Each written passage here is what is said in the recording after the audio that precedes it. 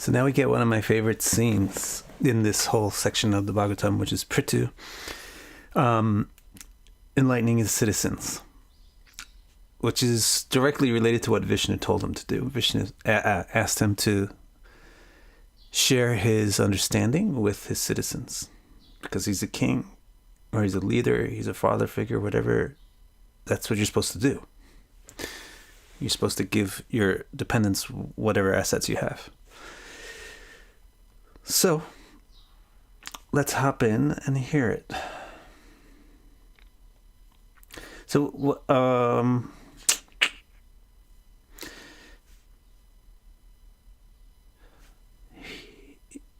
me see. So technically speaking, Prithu has not yet taken up the duties of the emperor formally. This is also important. He did all that stuff with the earth prior to formally being installed as the emperor. That's interesting. He doesn't wait for formality. Remember I said that the horse ceremony is the king's ceremony, and it's part of the coronation. So because he got the inspiration to do 100 of them, it was a bit of a prolonged coronation ceremony. So after the coronation ceremony, which includes this fertility rite, the king is then formally enthroned as the king. So that's what happens now. So after the ceremony is done, which is where we left off yesterday, then the king, Prithu, comes into the city for the first time officially as the king. So here's where the story picks up. To greet their king, the citizens decorated each part of his city with strands of pearls and flowers. That's how many pearls they had, that they could decorate the outdoors with pearls and flowers. And flowers are actually more expensive than pearls, because once you get a pearl, as long as you don't lose it or get it stolen, you can have it for centuries.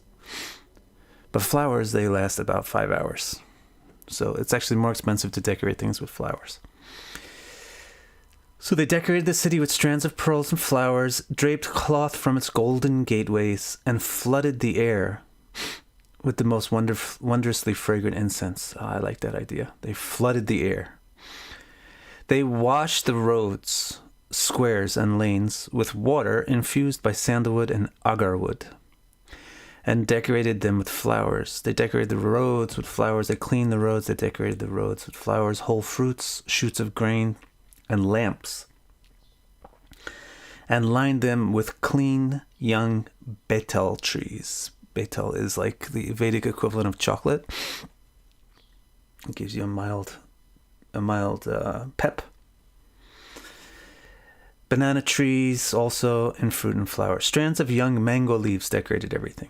That's, to this day, you'll find these. A lot of these traditions are current in India to this day.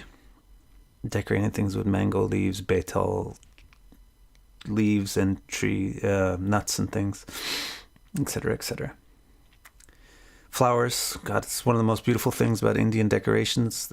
Typically, these days, they use the marigolds, which are one of the cheapest flowers you can get, which is the state of the Kali Yuga.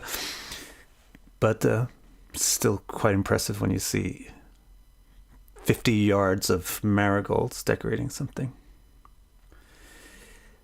The citizens greeted the king with limitless lamps shining auspiciously.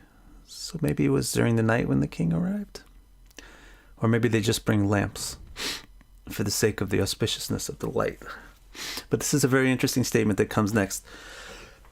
The citizens came to greet the king, and they were carrying lamps that were shining auspiciously. But more brilliant than the lamps were the shining young maidens with glistening jewelry who came forward to welcome him. That's an interesting description. He entered his palace to the sound of priests singing the Veda, while drums and conch shells boom. He had, this part is very interesting. He had no vanity. Look at that. Look at that ceremony. I mean, if you guys say, "Oh, Vic, I really like your streams," then my head gets like 10 sizes bigger. Just like a little comment from somebody makes my vanity like 50 times bigger. Here's the king. Look at how this king was greeted, like so opulently. So much attention, so much love.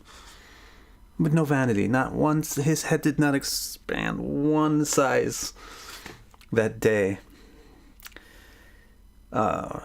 He had no vanity in spite of being the object of so much adoration and respect. And that's the actual definition of humility, according to Rupa Goswami. The actual definition of humility is not that you have no praise or accept no praise. It's that even in the midst of so much praise, you don't feel any vanity. Instead, what did he do? How did he react to all of this? Instead, he, the object of so much worship, turned to worship each one of his citizens, from the famous and important nobles down to the common workers. He gave each one what they needed. Thank you, Mary. He gave each one what they needed or wanted.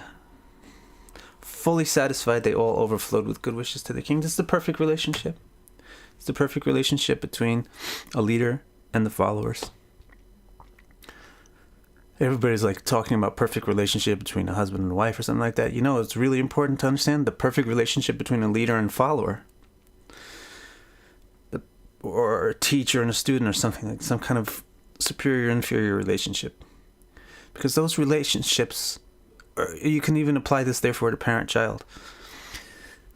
Because those relationships are so ripe for exploitation. The perfect relationship is where the follower is expressing so much adoration for the leader, and the leader is expressing so much respect to the follower. And it's not frivolous. None of it is frivolous or ancillary. All of it is essential. The key, he says he gave each one what they needed or wanted. That's how he worshipped them. Practical.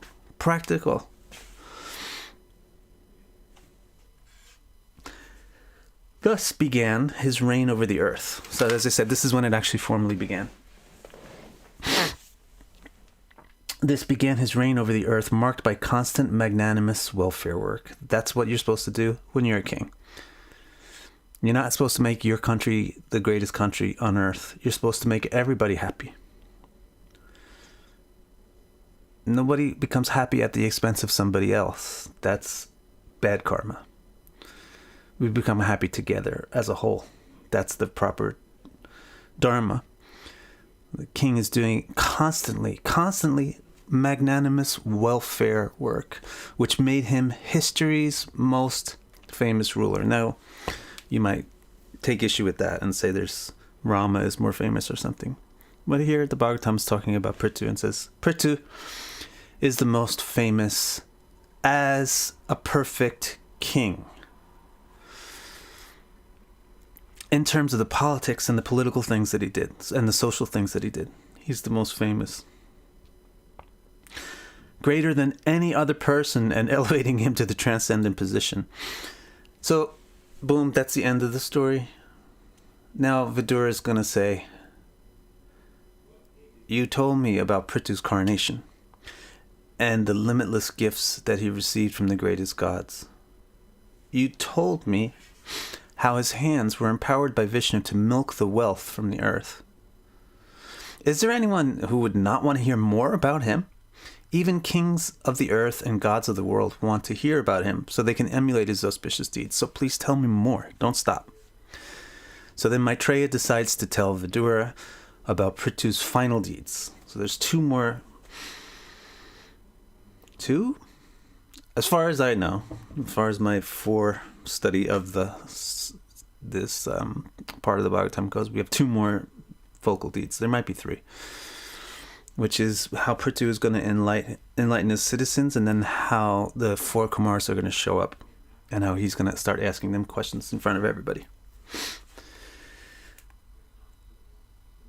So now Maitreya is going to tell the first tale. of how he enlightened the citizens. And this conversation is great. And even for some reason, this imagery is so great. Prithu lived in a country between the Ganga and Yamuna. Between the Ganga and the Yamuna, we should break out a map. There's no guarantee that they flow in exactly the same positions all the time, but they flow in basically the same spot. So somebody break out a map and post or send it to me, the spot, later, where it probably is. I wonder if it's close to Delhi and Vrindavan and Vraja, like where Dhruva was. He enjoyed great pleasures. He did not live as a renunciate doing tapasya in a cave. He enjoyed great pleasures, demonstrating how to exhaust the results of good karma. So, this is an important demonstration. When you have bad karma, then you have to suffer through the results. And when you have good karma, then you have to enjoy the results. There's nothing to do about it. But how do you exhaust the good karma? It perfectly was illustrated in how he returned to his city and what he did. That is an incredible amount of good karma, to have people love you that much and treat you with that much respect and admiration. If he would have just sat there and basked in it, then he wouldn't be exhausting his good karma. He would be perpetuating that whatever cycle it's a part of. But by giving back to the people who are giving to him, giving the result back to them, you're making me happy. Let you enjoy this happiness. Let it serve you. That exhausts the good karma. It doesn't bring it back into the cycle. That it would recycle itself.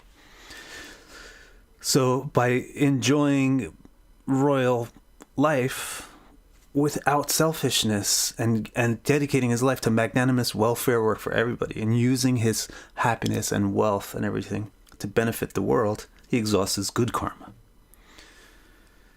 His scepter united the 7 islands under his unwavering law and order. So this is an interesting thing. The Puranas often describe 7 islands. And a lot of modern readers correlate this to the 7 continents. Or it may be 7 islands. It might be a coincidence. They may have divided some smaller tract of land into 7 islands. But it is quite interesting. Hi, Simone.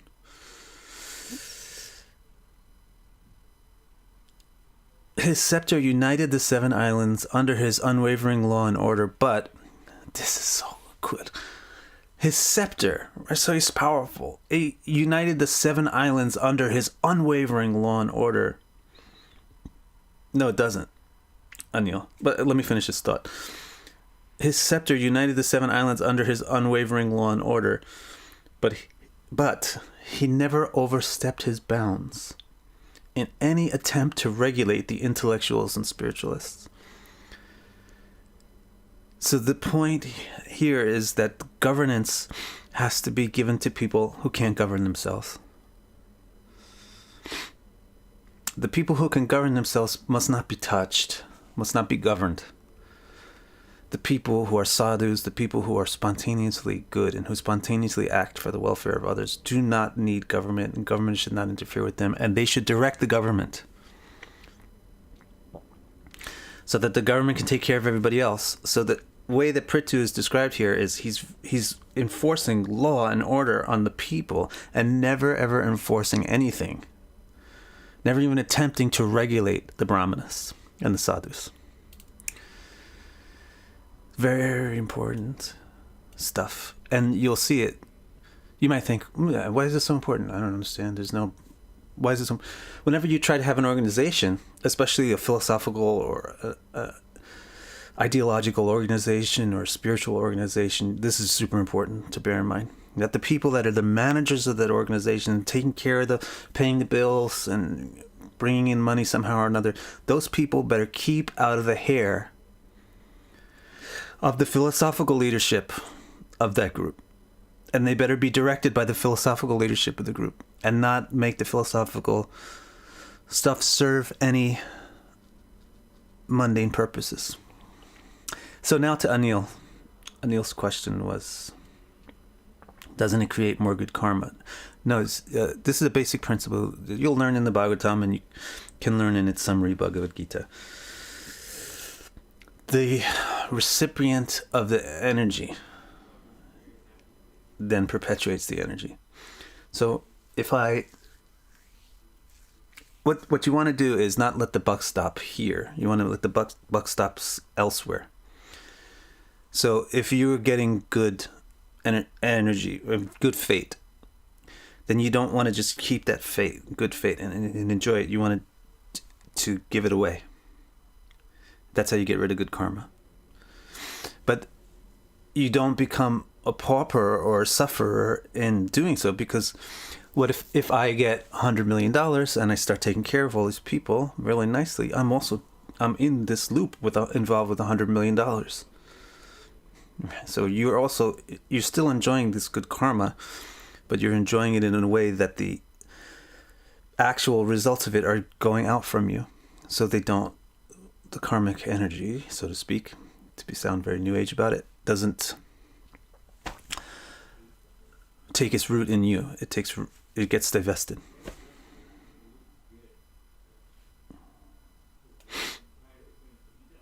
Yeah, the basic principle that Bardo actually helped me understand that, I should say this. The basic principle of karma is that works which are done for your sake give you the result, and therefore invest in you the perpetuating seed of the action. But works which are done for the sake of others give others the result, but don't necessarily give them any seed either, because they haven't they didn't start the thing. So works which are dedicated to the benefit of others are called akarmic. They don't generate karma. They're not karma or vikarma. They're not good or bad karma. They're akarma. And that's a central topic in the 3rd chapter of Bhagavad Gita. So if you want to find out more information about that, go ahead and look it up in that chapter.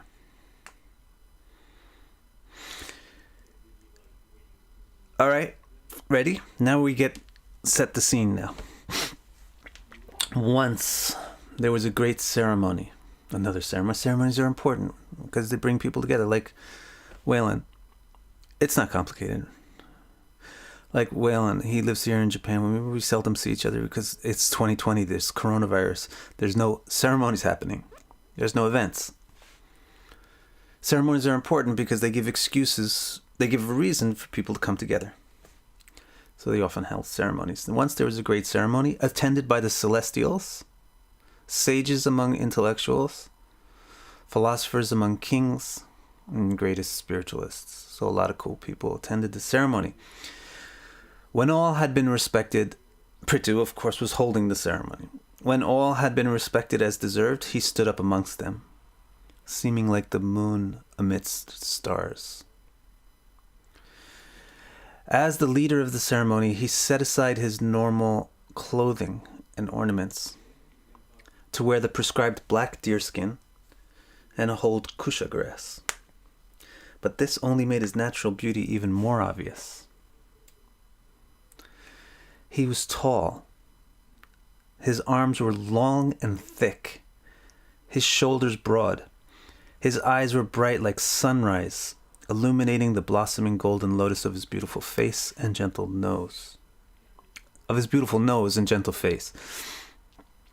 His smile revealed his beautiful teeth. His chest was broad and his hips were vast. His stomach had beautiful lines like leaves. His navel was a spiral. His thighs were brilliantly golden. And his feet had tall arches. That's very important. I just read that in Pr11 Shastra yesterday. They're discussing female physiognomy. And the height of the arch on the feet can tell you the quality of the karma that the woman is getting. For a man also. He had tall arches. The hair on his head was dense. That's nice. Curly and lustrously black. His neck was as smooth as conch shell. He wore the most valuable cotton around his waist, and on his chest he wore the sacred thread.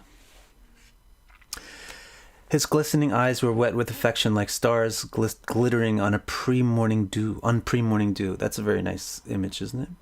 His glittering eyes were wet with affection like stars glittering on pre-morning dew as he looked upon everyone. Then he thrilled the assembly by speaking to them with a royal voice. His delightful words were charming and fascinating, yet very clear and unequivocal.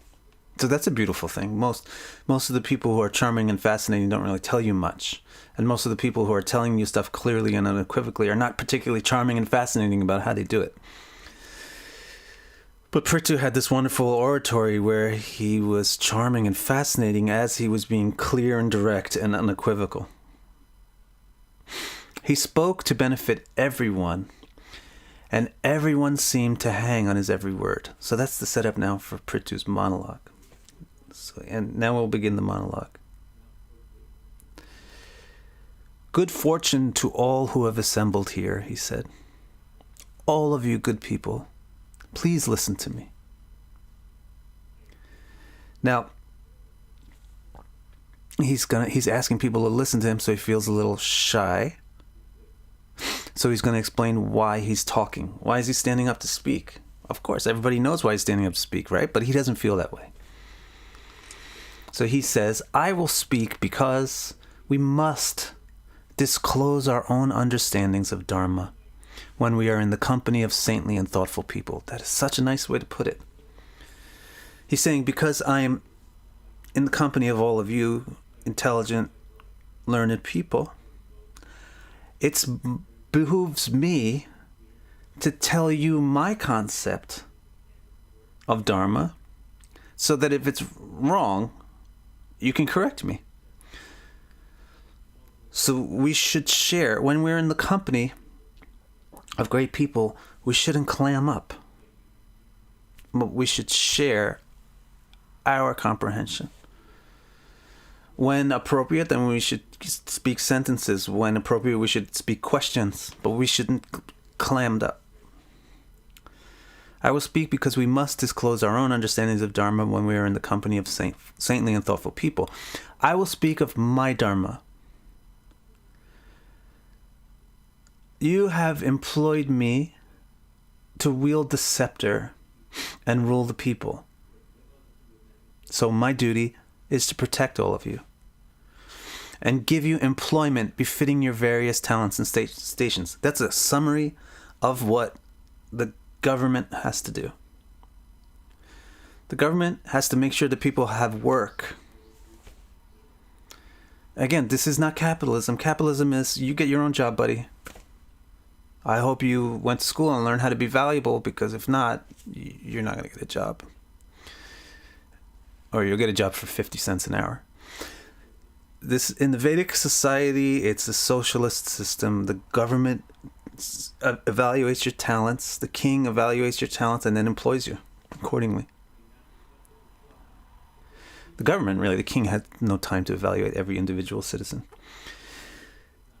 So he says, my first duty is to protect you. That's the first duty of government, is to make sure that nobody's going to come and steal your rice. Nobody's going to come and burn down your house or violate your dependents. That's the first duty. We need warriors to protect everybody. That's the government's first duty.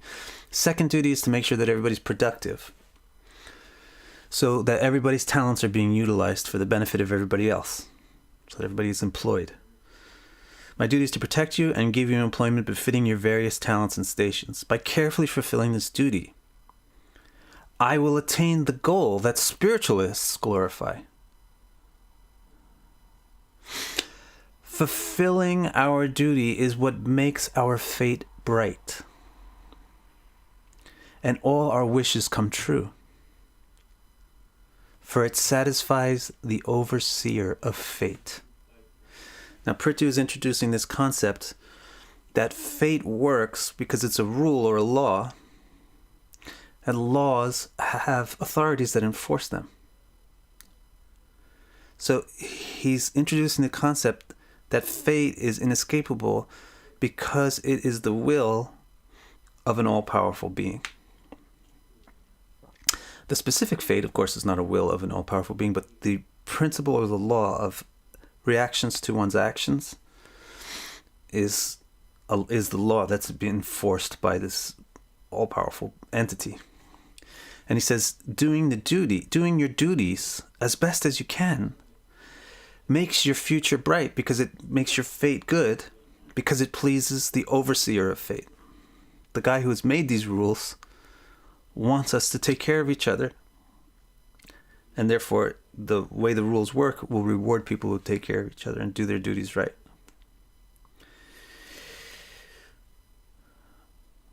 Fulfilling our duty is what makes our fate bright and all our wishes come true, for it satisfies the overseer of fate. A king. Now he's going to speak of his duty. And this is basically verbatim what Vishnu told him. A king who only taxes the people, but does not employ them in fulfilling their duties, not only loses his own fortune, he gains a share of their misfortune. So, my dear citizens, for your own sake, and for my sake, out of affection for me, as an offering to my afterlife, please do your duties without jealousy or envy of one another, with your thoughts aiming towards transcendence. This is the way that you should do your duties, with your thoughts aiming towards transcendence. That's why all of the mantras in every sacrifice are predicated by the word Om. It's to aim the thoughts towards transcendence. The ultimate purpose of doing the duty should be transcendent. And the duty should be performed without jealousy or envy of others. In other words, it should be to benefit others.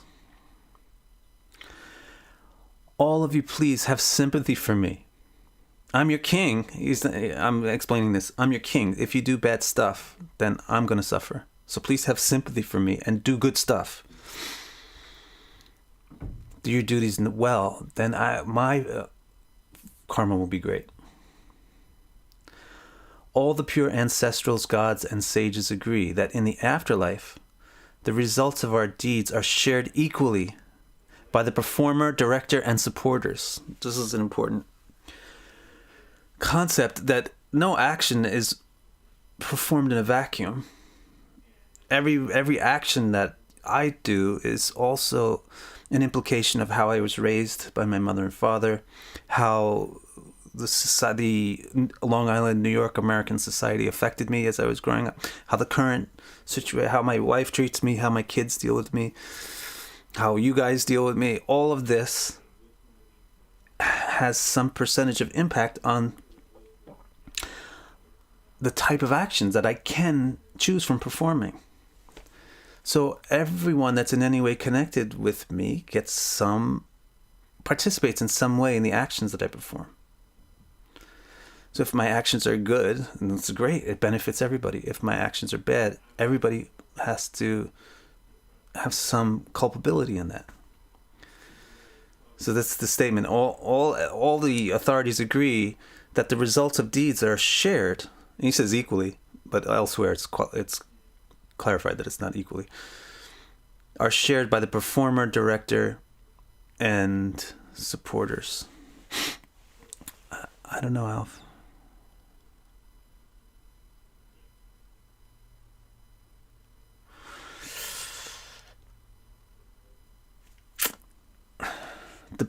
Now, he said that if he does his duties well, then he's going to get, what did he say? By carefully fulfilling my duty, I will attain the goal that spiritualists glorify. So this is a point which requires clarification. People won't understand this initially. How is it that if you told a kid, look, plant these seeds, grow this food, you'll make money. The kid will think, what, is the seed good? Is money doesn't come from the plant? How do you make money from putting seeds in the ground and growing them? So similarly, when you tell people, if you do your duty as a mother, if you do your duty as a father, if you do your duty as a child, as a student, etc., you will get moksha. You will get spiritual enlightenment.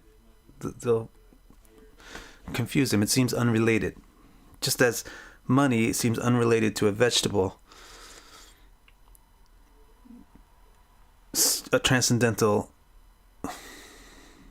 reward seems unrelated to a conventional act.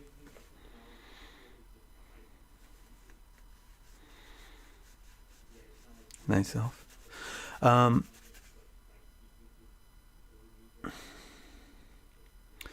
So, Prithu is going to explain that.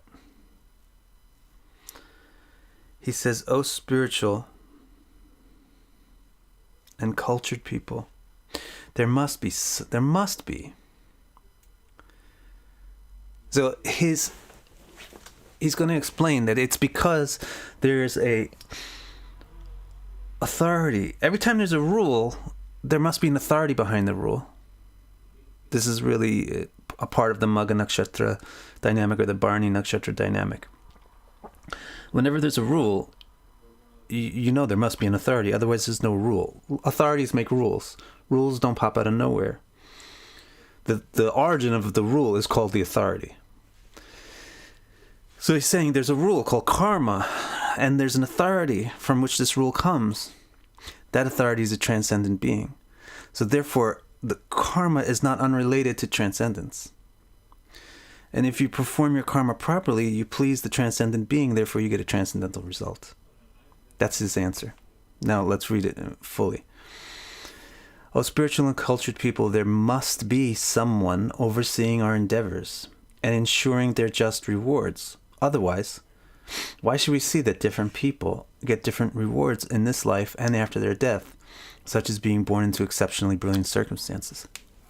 So there must be karma, putting people into different circumstances from their start, from their apparent start, and there must be an authority enforcing this rule. So many great people come to this conclusion, he continued. And now he's going to name them. My grandfather, Anga, his forefather, Priyavrata, his father, Dhruva, his father, Uttanapad, and his father, Manu. They all came to this conclusion. What conclusion? That fate is being enforced by an authority. That's why it works. Even the leaders of the demons, Pr11 and his grandfather Bali, acknowledge the existence of a causeless entity who enforces destiny, symbolized by his carrying a club. That's great. There's Vishnu. Why does Vishnu carry a club? What does that signify? That he's the enforcer of karma. Yes, there are some lamentable people, like my father, the grandson of death, who are bewildered about the true nature of things. But besides them, practically everyone acknowledges that there is he calls, or my translation here has it, a single individual entity responsible for bestowing the results of our endeavors. So in other words, there's some consolidated authority, some identifiable, unique authority responsible for bestowing the results of our endeavors for prosperity in this life, in the afterlife, and in enlightenment. If you control yourself and act dutifully, knowing that dutiful action pleases the controller of destiny, you will develop a taste for service at his feet. This taste will increase day by day and will quickly wash away, just like the Ganges water that also flows from his feet, all the dirt accumulated in your consciousness through all your infinite incarnations.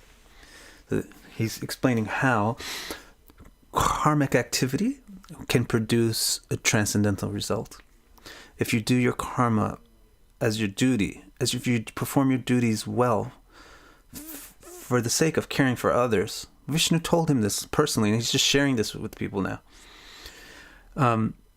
If you do your duty properly, then what you're doing is taking care of people. That's what Vishnu is doing.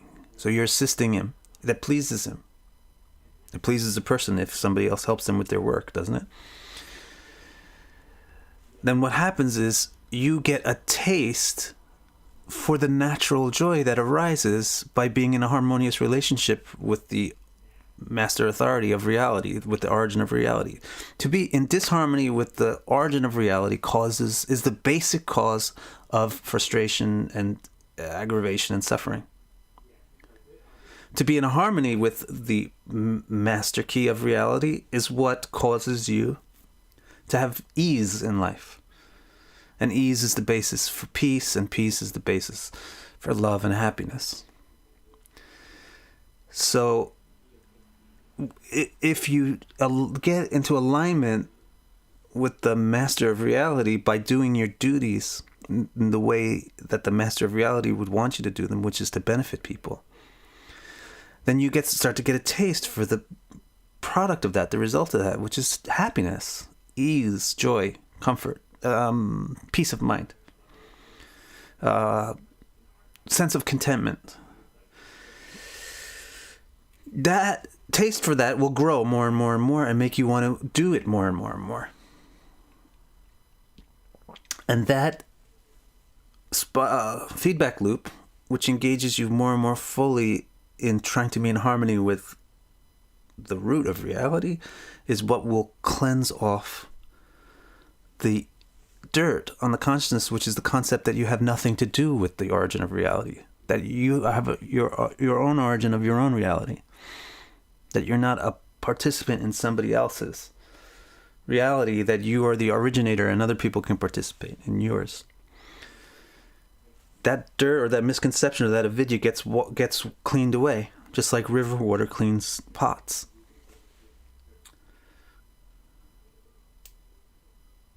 So let me read that one more time.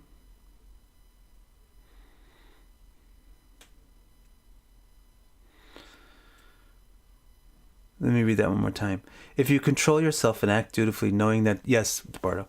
If you control yourself and act dutifully, knowing that dutiful action pleases the controller of destiny, you will develop a taste for service at his feet. This taste will increase day by day and will quickly wash away, just like the Ganges water that also flows from his feet, all the dirt accumulated on your consciousness through all of your infinite incarnations. As your emotions become cleansed from that infinite impurity, you will develop very strong and specific realizations that make you totally disinterested in the external world.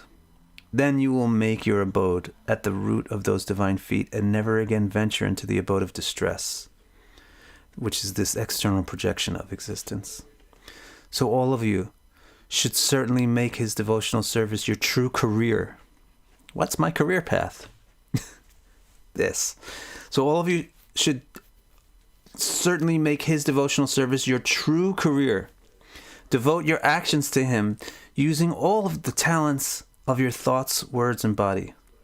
If you do this without pretense and as best as you can, then his desire-fulfilling lotus feet will become the source of perfecting your every want and need.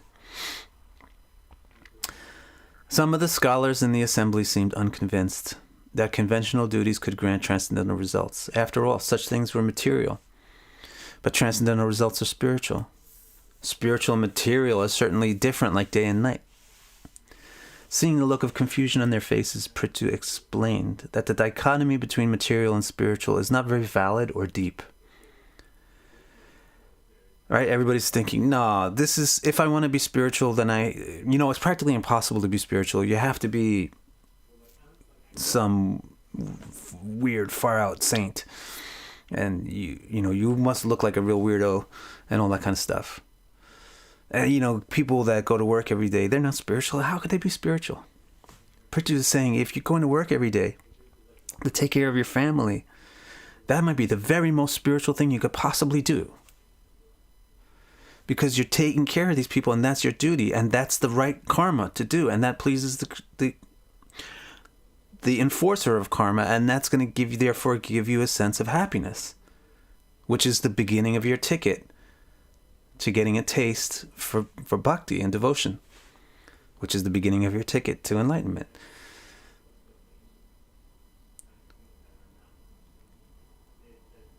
So Prithu is going to explain that the dichotomy between material and spiritual isn't very valid or deep. After all, everything is directly connected to the Supreme Transcendental Godhead. So he explains now. Yes, he is beyond the limitations of this world, but all the countless limited things of this world are in him too. So someone might say, how can you, by using these material things, have some effect? How can he be pleased? How can a transcendental being be pleased by something which happens in a finite realm? He's not really pleased if you take care of them. You'll see these convoluted spiritualists will say this as justification for why they're such lousy bastards and why they don't take care of their families and things like that. This is just a material consideration. It's irrelevant. Whether or not my daughter has clothes, it's irrelevant. I'll teach her to become a sadhu by making sure she has nothing. Yeah, that's a really great dad. So Prithu's explaining, yes, the supreme reality is transcendent to all these limited and temporary things, but these limited and temporary things are limited and temporary manifestations of the supreme reality. They're not unrelated to the supreme reality. They're not meaningless. People always think that when you say the world is an illusion, that you're saying that it's meaningless or doesn't exist. That's not what an illusion is. An illusion exists and is real and has some meaning because it has a relationship to the thing which it's an illusion of.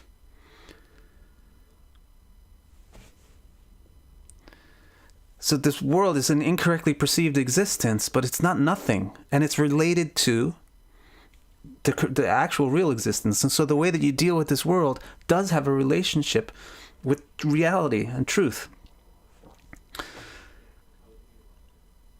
So yes, he is beyond the limitations of the world, but all the countless limited things of this world are in him too. All the different materials we use, all the qualities and talents we have, all the deeds we perform, and all the words and songs we say and sing, all of them exist within him. The names and forms of all of them attain their true spiritual significance when they are dedicated to serving him, who is the intrinsic form of concentrated, completely pure, and distinct consciousness.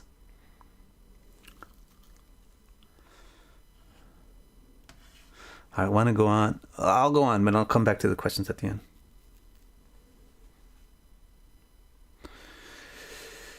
This material body is produced by consciousness interacting with several things. This body is produced, this whole world relating to Oracle's questions, this world is produced by consciousness interacting with a couple of things. Consciousness interacting with Prakriti, or the external substances, time, emotions, and the inherent principles of things, each thing's swabhava. Nonetheless, ultimately, it's the product of consciousness, spirit. So what he's saying is, the external situations of life, our external world, the house, the furniture, the body, the hair, the state of your mind, etc., are product of consciousness interacting with various components of Prakriti and other divine energies, like time, etc. But ultimately, the ultimate manifester is consciousness. For two reasons. Without the consciousness, none of these things interact, and also consciousness is the root of those other energies as well. So then he continues to say that it's ultimately a product of consciousness. Like your body is ultimately a product of you. It is therefore capable of achieving the greatest spiritual results, just as wood is capable of producing fire. From your body, from this world, you can get spiritual results. If you deal with this world, with your body properly, like if you deal with wood properly, wood is not fire, it's not even hot. But you can get fire out of wood if you deal with it properly. Because in the essence of wood is the fire. It's been heated by the sun, it's been energized by the sun, it has the potential to be burned. It's a product of the sun. The tree is a product of the sun. Similarly, this world is a product of our consciousness. And so if we deal with this world in a proper way, we can reveal and understand our consciousness. So spirituality doesn't mean running away from the world and ignoring the world and not involving yourself in ordinary duties. That's what Vishnu told Prithu. Exactly what he told Prithu. Don't think that your inspiration to be with me should make you not want to be a king. It should make you want to be a king even more and take care of the people really good.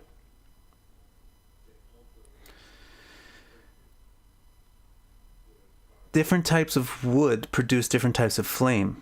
Similarly, different endeavors with the material body can produce different results, even on the spiritual plane.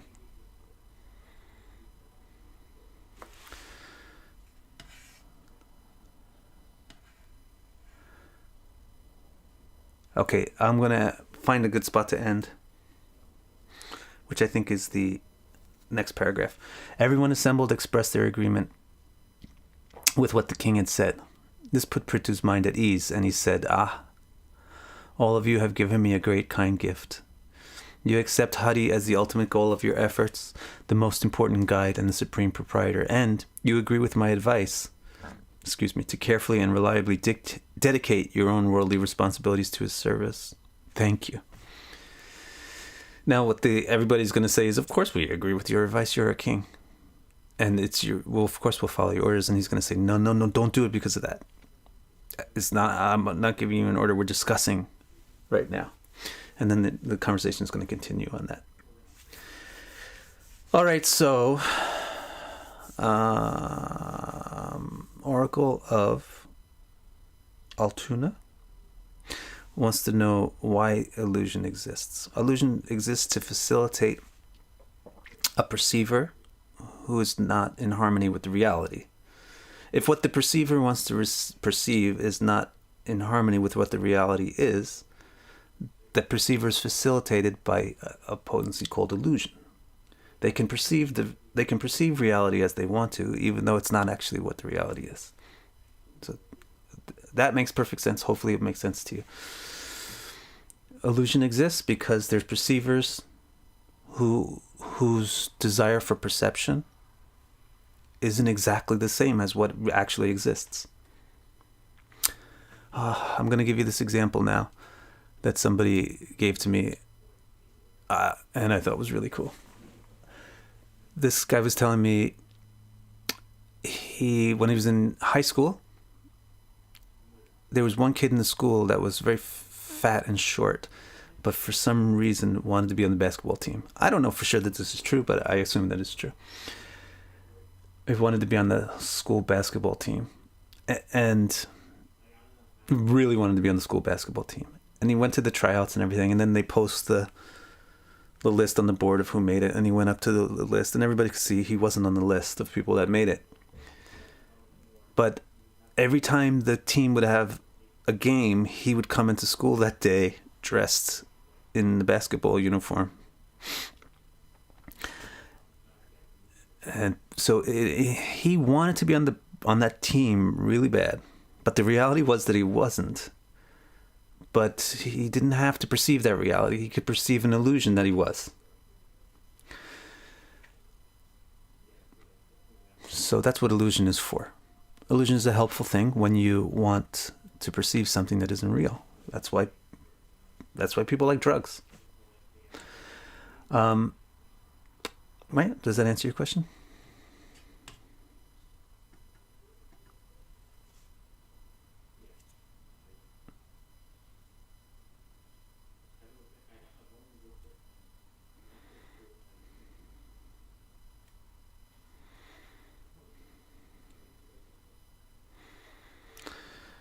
Melissa, why is it that some renunciates or spiritualists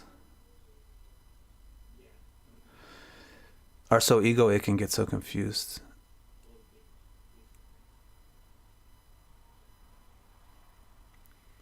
I think because ego is so deep rooted in the avidya.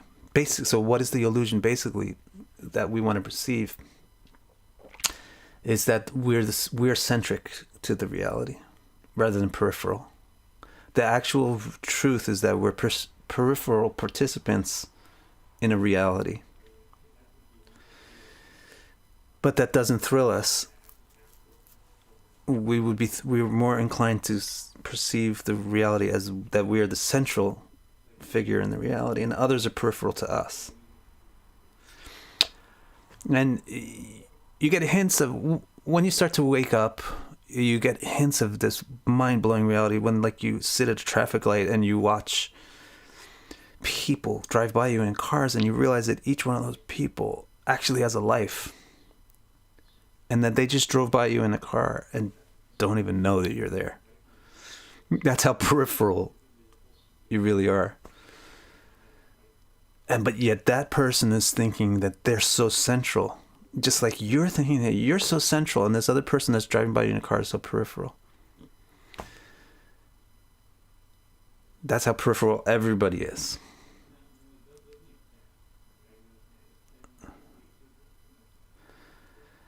So the concept of being central is actually what we mean by ego. Egoic, self-important, is the concept of centrality. It's actually the most difficult thing to get rid of. If you get rid of that, then your basic illusion is gone. You're basically enlightened if you don't have that. So therefore, most of the time, even people who put on spiritual outfits and hold spiritual YouTube live streams and so forth, they really haven't cured themselves of this too much, which is fine if they recognize it. But if they're kind of touting themselves as the enlightened individual, then it comes to be a bit people who are sincere will notice it and feel disturbed by it.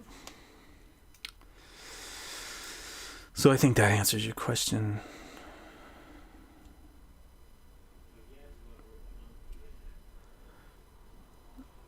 I think if you can figure out why, you should.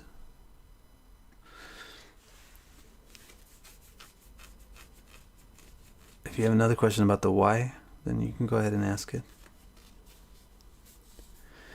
You can. There is a limit to why, because there's no accounting for taste, and it actually does come to the fact that consciousness has free will and taste.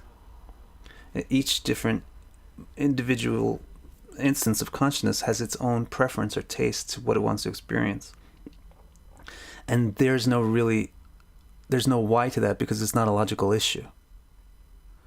It's an issue of emotion or taste or inclination or swabhav or nature. So that is where the why will break down if you say, why does somebody want to see reality as where they're in? Why does someone want to see reality in which they're not peripheral but they're central? It's because that's their particular taste. That's how they feel reality is enjoyable. Why do they have that taste? You can't answer that. Because it's not the taste or the inclination. As the famous saying goes, there's no accounting for taste. You can't explain taste. Taste is a spontaneous thing. It is an emotional thing. It's not a logical thing. However, if you show such a person that there's more happiness available and not feeling that way, then they'll give up that inclination. That's why you can be cured of this inclination. Because the basic taste that every consciousness has is it just wants an enjoyable experience. And then the differentiations are only on what it thinks will be the most enjoyable. So if you can show a conscious entity that there's more pleasure available in being peripheral than in being central, then the entity will gravitate away instantly, to the extent that they're convinced, will gravitate away from that avidya.